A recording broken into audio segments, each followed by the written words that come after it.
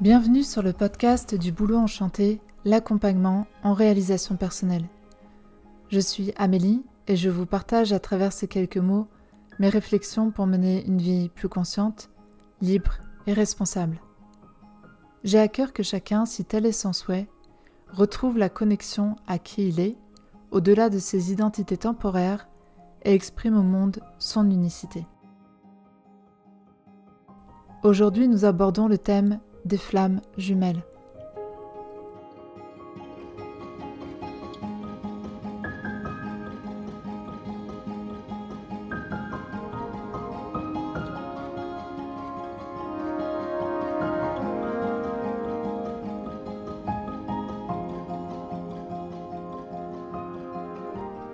Probablement un des plus grands pièges du New Age, le concept des flammes jumelles n'est pourtant pas à rejeter dans son entièreté. Il mérite surtout d'être expliqué et compris, car à travers lui se cache une formidable opportunité de croissance et de réalisation personnelle. Les flammes jumelles représentent deux polarités qui sont à l'image de Dieu et se complètent. Elles sont le mariage intérieur, du terrestre avec le divin, du féminin avec le masculin, du passé avec le futur. Elles ancrent dans l'ici et maintenant la quintessence de l'être.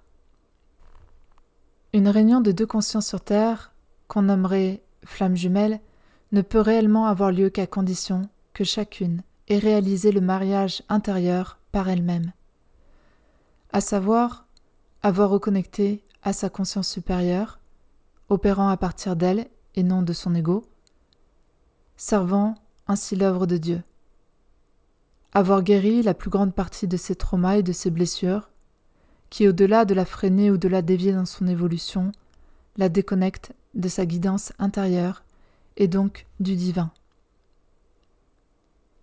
Apprendre à être à l'équilibre par soi-même est le chemin initiatique de toute âme. Cela signifie être capable de sourcer l'énergie de vie qui nous anime à partir de l'espace de notre cœur, qui est aussi la porte d'entrée vers le divin en nous-mêmes. Ne plus attendre des autres qu'ils nous apportent l'attention, la considération et le soin que nous devrions d'abord être capables de nous délivrer nous-mêmes. Nous pouvons mesurer notre avancée sur ce chemin à notre degré d'accomplissement personnel dans nos vies. Vivons-nous dans les conditions auxquelles nous aspirons profondément? Un cadre de vie organique, peut-être au plus proche de la nature, entouré de beaux objets. Prenons-nous soin de nous de la façon la plus optimum, de notre corps, de notre psychisme. Savons-nous accueillir nos émotions et nous rassurer comme un parent le ferait avec son enfant? Savons-nous répondre à nos différents besoins? Sommes-nous en train de dérouler notre mission de vie, cet engagement que notre âme a pris avant incarnation? Être au service du bien collectif et de l'avancée de l'humanité ou de la Terre, d'une manière ou d'une autre. Cultivons-nous de hautes vertus en cherchant chaque jour à devenir une personne plus sage, plus en maîtrise et aussi plus joyeuse et apaisée. Si nous rêvons encore du prince charmant et de l'arrivée dans notre vie d'une personne pour nous sauver de notre condition humaine, alors nous nous percevons comme victimes et non complets. Nous attendons que l'extérieur vienne nous aider parce que nous ne sommes pas capables de le faire nous-mêmes. L'objectif n'est pas de devenir complètement autosuffisant, prétendant que nous n'avons besoin de personne pour vivre. Nous sommes grégaires et nous avons besoin du lien aux autres pour évoluer. Mais savons-nous discerner ce qui relève de ce lien sain et nourrissant, de la dépendance qui nous fait nous sentir vides si nous sommes seuls? Être capable de nouer des amitiés, avoir une vie sociale remplie, tout comme se réserver des moments de solitude, est encore un exemple d'équilibre. Cette recherche de mouvement entre extraversion et introversion est aussi un baromètre utile. Tant que nous estimons avoir besoin absolument de quelqu'un pour accomplir quelque chose dans nos vies, opérer un changement, s'engager dans une nouvelle voie, alors il y a un apprentissage à faire. Beaucoup de personnes embarquées dans le piège des flammes jumelles se sont perdues précisément parce qu'elles attendent d'être comblées par l'extérieur. Elles ne sont qu'au début de leur parcours de reconnexion à leur véritable identité, à leur essence originelle, et sont particulièrement vulnérables. Cette rencontre hors norme arrive bien souvent de façon impromptue dans nos vies et nous délivrerait presque instantanément de nos existences si douloureuses. D'un coup de baguette magique, les problèmes s'évaporeraient. Un des marqueurs de la fausse lumière, de l'énergie luciférienne, qui trompe et perd les travailleurs de lumière, est celui de faire croire au miracle. Obtenir les gains d'un labeur sans avoir eu à travailler, à se mobiliser, à apprendre, patienter, grandir, est une impasse. C'est un piège de conscience qui exempte les personnes d'un véritable engagement. C'est aussi un des péchés capitaux, la paresse. S'il ne s'agit pas de se tuer à la tâche, comme on dit, à savoir se sacrifier pour sa mission, l'effort sera toujours demandé. Pourquoi ? Parce qu'il s'agit de démanteler la structure de contrôle mental qu'est l'ego négatif. Seul l'être profondément dévoué à servir Dieu, faisant preuve d'humilité et de pureté du cœur, d'abnégation et de persévérance, est capable de surmonter les épreuves et de montrer patte blanche. Il ne cherche pas la rapidité, mais la qualité de ses intentions et l'intégrité sur son chemin. À partir de l'ouverture des portails galactiques fin 2012, qui ont fait entrer la Terre et l'humanité en phase d'ascension, de nombreuses personnes ont vécu un éveil de conscience. Cela a aussi marqué l'expansion rapide de ce phénomène de flamme jumelle. Je fais partie des personnes m'étant réveillées suite à une rencontre qui a bouleversé ma vie. Au contact de cet homme, probablement de ma famille d'âme, la télépathie était très activée, les synchronicités permanentes et l'énergie entre nous puissante. Les circonstances ont fait que j'ai dû quitter notre lieu de rencontre et m'éloigner à plusieurs centaines de kilomètres. Il a préféré couper définitivement le contact à ce moment-là. Le déchirement que j'ai vécu était innommable. Je n'imaginais pas ma vie sans lui. L'envisager me créait des crises d'angoisse, comme si ma vie n'avait aucun sens sans son existence. S'en est suivie une nuit noire de l'âme, longue, progressive et terrifiante. Dans cette vallée sombre, j'ai fini par plier à genoux et prier pour retrouver la lumière. C'est ainsi que j'ai rencontré Dieu, si je puis dire. Lors de ma rencontre avec cet homme, une chose particulière s'était manifestée.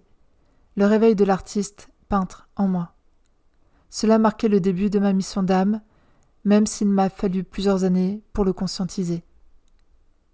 Il est resté présent dans mes pensées et dans mes rêves pendant 7 longues années.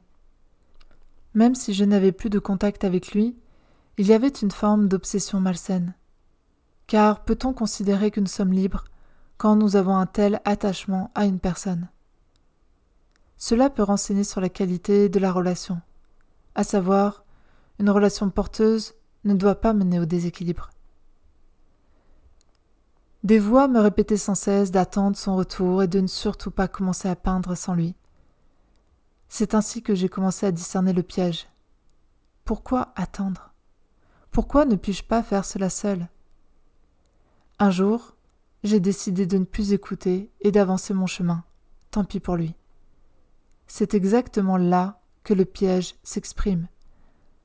Nous n'avons à attendre personne pour évoluer, parce que l'objectif n'est pas de reconnecter à une personne extérieure, mais à notre identité divine, à notre conscience supérieure. Si la personne que vous considérez comme flamme jumelle vous polarise, c'est-à-dire qu'elle dévie involontairement votre énergie et votre attention, qu'elle l'attire à elle, alors il y a un problème. Ces 2 ressources, avec votre temps, doivent être dédiées à servir votre évolution et non une relation, qui plus est probablement problématique. Les relations, et notamment les relations amoureuses, sont les phénomènes qui nous font perdre le plus facilement notre trajectoire. Pour certains, cela sera juste de cheminer à 2 et de grandir dans cette dynamique de couple. Mais pour d'autres, les enseignements sont souvent donnés dès le début du lien et il ne sera pas nécessaire de poursuivre. Nous avons beaucoup à guérir, à transmuter, à rétablir. Nombre de travailleurs de lumière ont pris comme mission la guérison de ces lignées familiales. Alors ne restons pas enfermés dans un lien qui peut se révéler toxique et malmenant. L'objectif est d'aller vers du mieux-être dans notre relation à nous-mêmes et aux autres. 6 couples de flammes jumelles il y a sur cette planète. Ils sont très rares, à mon sens. Et un bon critère pour s'assurer qu'il s'agit véritablement d'une union divine, hiérogamique, est de s'assurer à quel niveau de vérité ces êtres sont éveillés. Ont-ils conscience de la noirceur qui opère sur Terre, du satanisme? Sont-ils conscients du niveau d'infiltration de la spiritualité et des pièges lucifériens qui la gangrènent? Savent-ils ce qu'est la conscience de cristal, la conscience christique? Parce que même au contact de la vérité, nous pouvons nous tromper, être emmenés dans des pièges de conscience en raison de nos points d'aveuglement interne. Alors, si des êtres prétendent servir Dieu par leur union, ils doivent à minima avoir levé le voile de l'illusion sur l'état d'invasion de cette planète et connaître le monde des forces.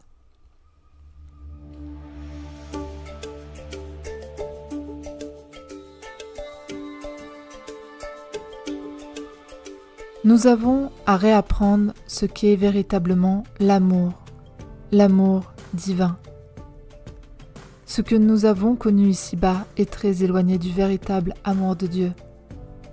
Ce sont des schémas de possession, d'attachement, des réactions chimiques de notre corps, des représentations imaginaires d'un état amoureux.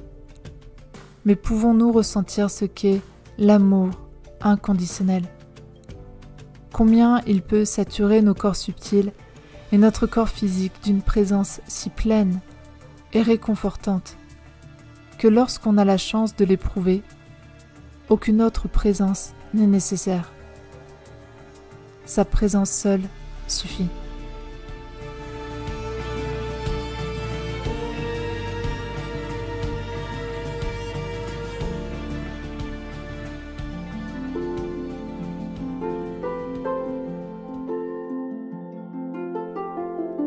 Petite note personnelle, cette rencontre que vous avez vécue, elle est difficilement compréhensible par votre entourage, par des personnes qui n'ont pas vécu cela. En termes de ressenti, de synchronicité, de manifestations qui sont hors normes. Pour autant, avec honnêteté, est-ce que vous êtes heureuse aujourd'hui? Est-ce que vous avancez sur un chemin de vie qui vous épanouit? Ou bien vous avez le sentiment que cette relation, elle prend beaucoup d'espace au quotidien. Comme partagé dans cet audio, j'ai moi aussi navigué quelques années avant de pouvoir faire la lumière sur cette situation. Et aujourd'hui, pour rien au monde, je ne souhaiterais revenir en arrière puisque plus j'avance sur mon chemin d'expansion, plus je suis heureuse et moins je pense à cet homme.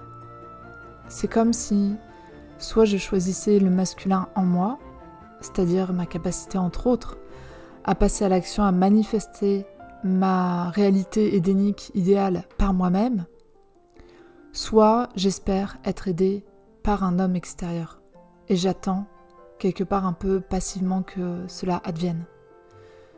Donc moi j'ai fait mon choix et je continue chaque jour d'œuvrer de cette manière-là et parfois je suis titillée, on va dire. Des pensées liées à lui me reviennent, mais je fais toujours le choix de me choisir moi et d'aller puiser en moi les ressources pour avancer.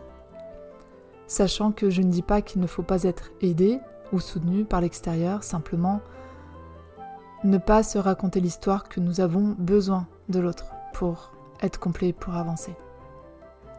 Si vous avez besoin ou envie de déposer votre parole, d'être réellement entendu par quelqu'un qui ne vous jugera pas par rapport à ce lien, je serai heureuse de pouvoir le faire.